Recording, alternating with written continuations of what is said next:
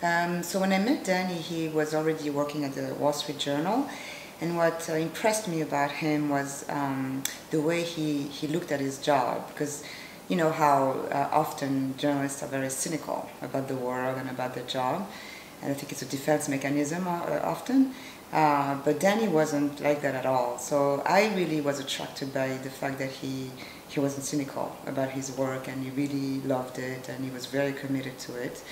I really liked also the fact that he was very low-key about it as well, meaning that I think in his approach to people, he had a very human, very unique way to approach people and to interview them and to be interested in their lives, and very genuine. And I think that won him a lot of credit in his work, because there was this element of trust.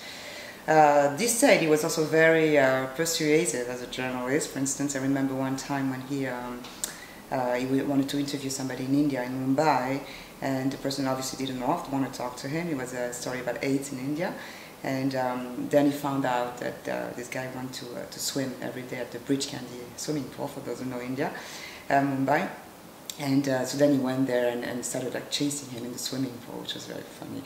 So that's the kind of thing he would do as well. But as I said, I think you know, besides his professional qualities that were very strong, I think his behavior as a human being was what won him his credits as a journalist.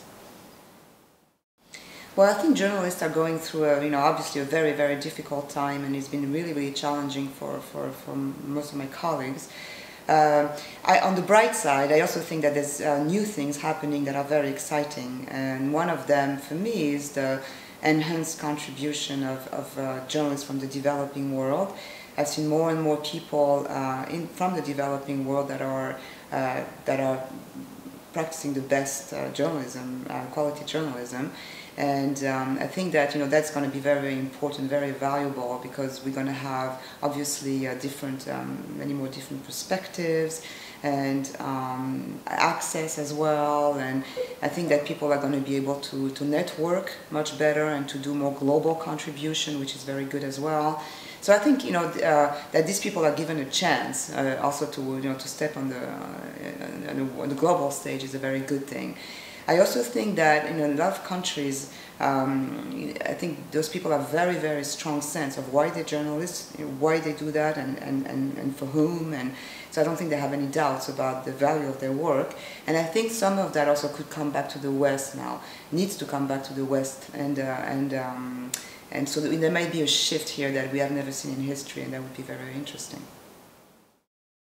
I've learned a lot, because I feel my experience has been, I felt like almost being in a hub of geopolitics. So because of the circumstances of my life, I've seen a lot of different perspectives and different points of view and things that I probably would not have experienced otherwise.